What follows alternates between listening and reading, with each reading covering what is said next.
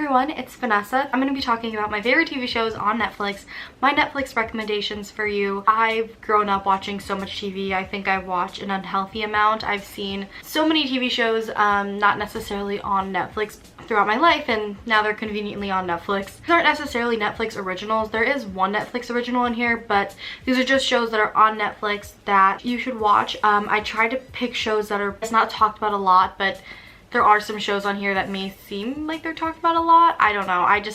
These are just based off of my personal favorite shows. And if you have already watched a show that I mentioned, good for you, because it's a great show. I think that goes without saying that all these shows I talk about, I highly recommend them. And that all being said, we're just gonna get started with the first show on my list. That is the Carrie Diaries. The Carrie Diaries came out in 2012 and it only has 2 seasons, so it's a very easy watch. It follows this girl, Carrie Bradshaw. Pretty much if you've seen the show Sex and the City, this is the younger version of that, but it takes place in the 80s, which is really fun. I remember watching this show when I was 12 and 13 years old. And Carrie Bradshaw was 15, and at the time when I was 12 I was thinking, wow, 15, you know, so old, like I can't believe she's doing, like that's crazy. But now looking back, I'm 19 now, so seeing what she was doing at 15, you know, being an intern in New York and doing all these, you know, crazy businessy things, it's just pretty insane to think that she was only 15, 16 doing these things. It is a great show. It's super funny. There's a lot of drama. I think the first episode is like gets you into it right away. And it's just a very easy watch. It's not like too serious, but there are serious aspects in the show. And it's just a fun teen drama that takes place in the 80s. And the fashion, I love Carrie's fashion sense in the show. Anna Sophia Robb plays Carrie. She was in so many movies. Bridget Terabithia, Charlie and the Chocolate Factory, Soul Surfer. She's an amazing actress. She was also in The Act recently. She played the neighbor. She really shines in this role, I think.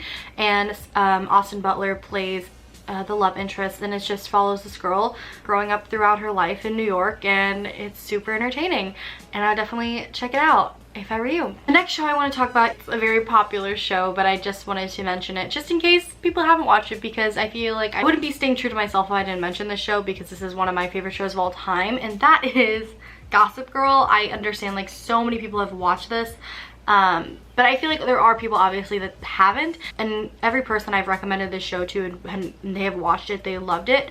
It is a high school drama. It follows this group of rich teens in New York. I love that it's set in New York. I think New York is beautiful. The scenery where they film, I'm just like in love, and ever since I watched Gossip Girl, I've always wanted to go to New York. I still want to go to New York so bad. One day it will happen, I promise. I remember watching it in the summer of 2016 in like a week, and I was obsessed with it. I loved all the characters on the show. Well, not all of them, but my favorite character was Serena Vanderwoods, and to this day I still love her. I love the fashion on the show. It's just a good high school kind of drama. I feel like it could have went for more seasons. I don't think it should have stopped at 6.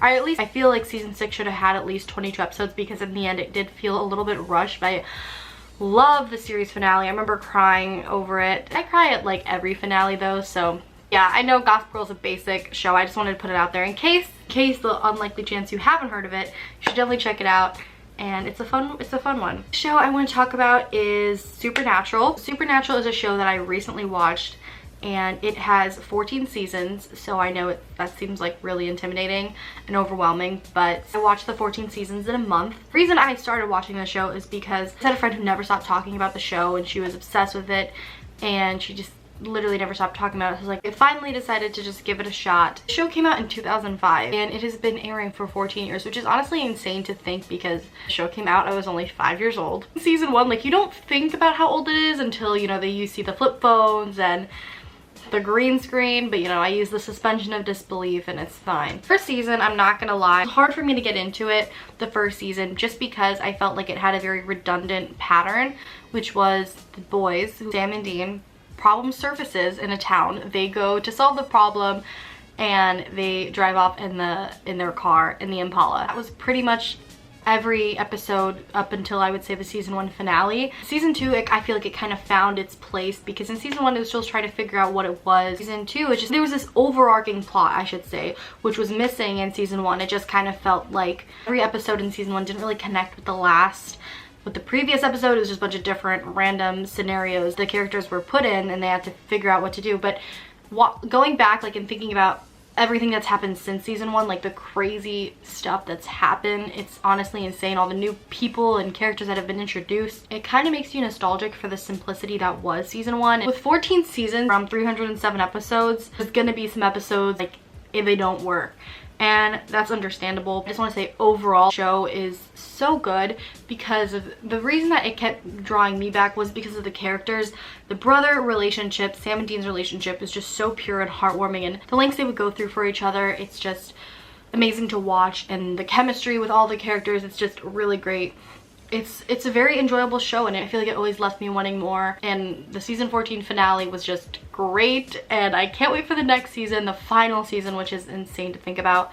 And I can't believe I watched 14 seasons in a month. There's so many funny episodes in this show too, like that just make me laugh out loud, like Ghost Facers, Mystery Spot, Yellow Fever, the musical episode Fanfiction, that was just great. Like there's the French Mistake, they just, with this kind of show, they've tried out so many different ideas, and it's like, what is there that they can't do? They did a whole episode where the characters are in Scooby-Doo world, and it was just fantastic. It was great. It was comedic gold, and I can't wait for the next season, so I would definitely check it out. I understand 14 seasons is overwhelming, so you're like, ugh, I don't know, but just try it out. And the next show on my list is Dynasty.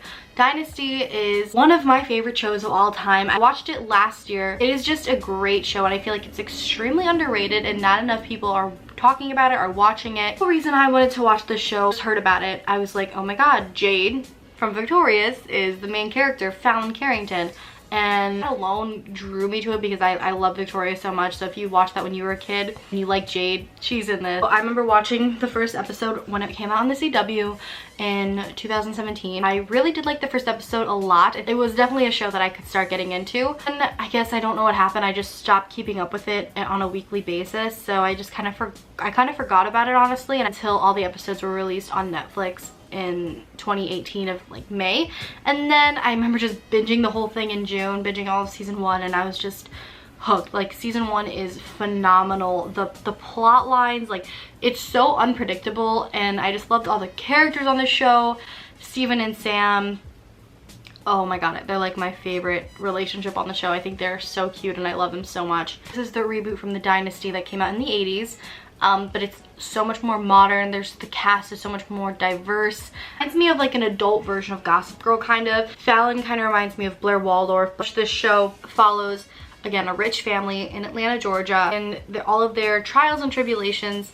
And the first episode kind of starts off with the father wanting his son and daughter to come home, and there's a new woman in the picture, and it kind of goes off from there.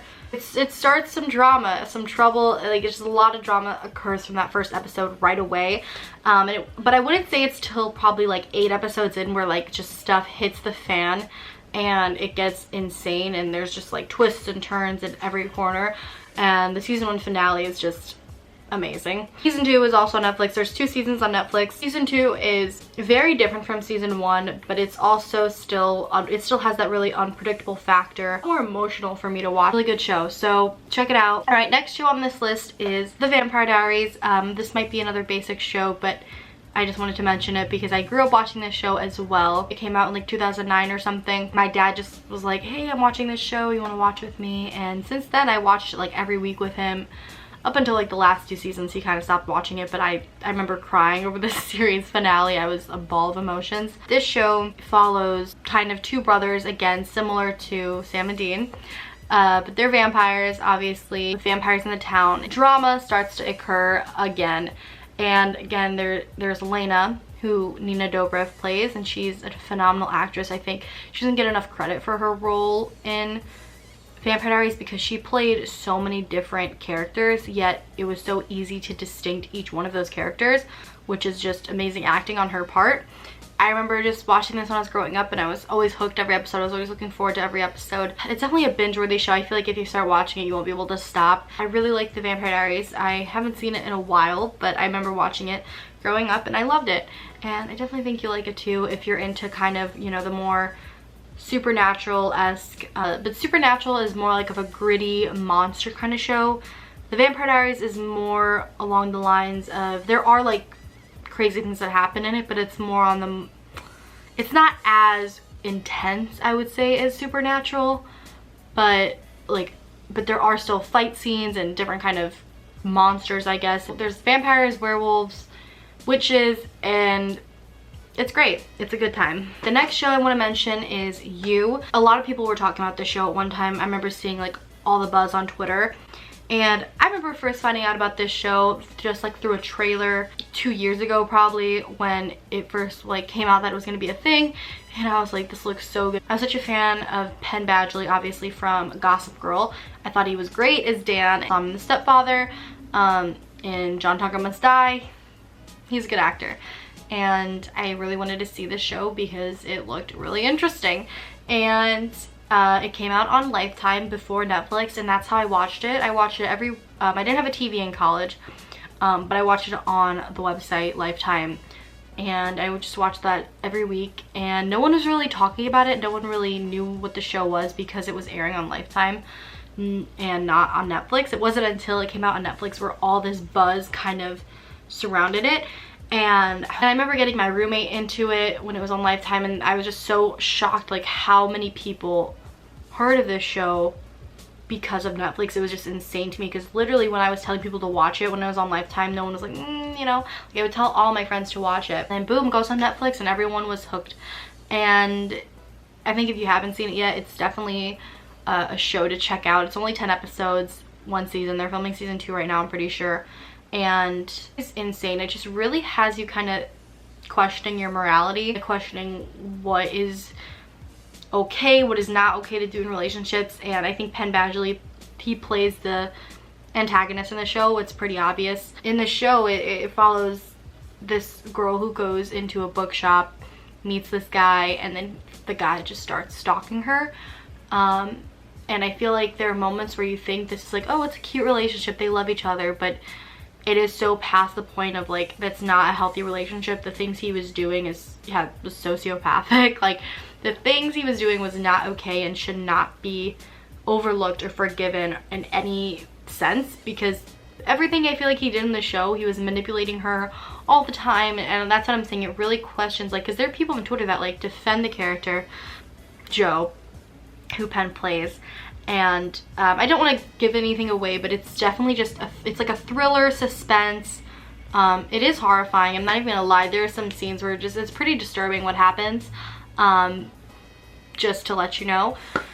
But it definitely has that, again, that same appeal of leaving you wanting more, and it has a great cast. Penn Badgley, Shay Mitchell, John Stamos, and yeah, I really enjoyed it. Alright, and the last show I want to mention is a show called Chilling Adventures of Sabrina. This is a Netflix original exclusive to Netflix, and I'm sorry if this is another show that seems pretty popular, but I think it's popular, but I definitely think there are so many people that still haven't watched it. At least in my experience, I just feel like there are a lot of people that still haven't checked it out, and I don't know why, because it's amazing. I'm obsessed with it. Like, I knew before the show even came out that I was gonna love it, just because of the trailer, the actors in it, and the theme of the show. Like, I'm obsessed with anything Halloween, spooky, you know, witches, like everything like that. I loved it, and I was just like, I know I'm gonna love this show. And I also really like the main actress who plays Sabrina, Kiernan Shipka. I remember watching her in the movie Flowers in the Attic, and she was only 14, and she was just phenomenal in the movie. It was like the Lifetime version of Flowers in the Attic, and it was just great. And I just liked Kiernan Shipka. Obviously I knew about Ross Lynch, all of his numerous roles on Disney Channel, and he was in My Friend Dahmer. He's just a great actor too. I just kind of knew, like, before the show even came out, that I was gonna like it, and I watched the first episode and I was hooked. I watched the entire first season, I think, in like 2 days in October. It was just the perfect time, like, for it coming out, and I just loved, you know, the black cats, just the spooky feel, the vibe of the show, the Halloween overall tone of it, and it's great. I think again, it has that quality, leave you wanting more. And then I watched season 2 obviously when it came out in April. Great again. I do want to say that I'm still a Harvey and Sabrina fan all the way. I get, like, everyone is like not into them anymore, but I still love Harvey and Sabrina. I think they're so cute together. didn't even like say what it's about, but it's about Sabrina the Witch. This is a reboot, or a reimagination I should say, of the 90s sitcom, but this is totally different. It's a thriller drama modern show. It is nothing really like the one that came out in the 90s. It's not based on comedy, it's based on like suspense and drama, but there are definitely a lot of comedic elements in it too. It follows, like I said, it follows Sabrina and in the town called Greendale, and she is kind of having to decide if she's gonna, well, if you haven't seen the show, but like the first episode's pretty much about her trying to figure out if she wants to be a witch or not, and like have to leave all of her mortal friends. But then a lot happens since then, and you just get to see her do all these cool things, and she's just a really great character. And I love the Sabrina character. Those are all my favorite shows on Netflix. I hope you guys liked this video, and if you've watched any of these shows, feel free to talk about them in the comment section, and also leave some recommendations, because I'm always looking for new shows to watch. Thank you guys so much for watching this video. If you liked it, give it a thumbs up, and I will talk to y'all in my next video. Bye.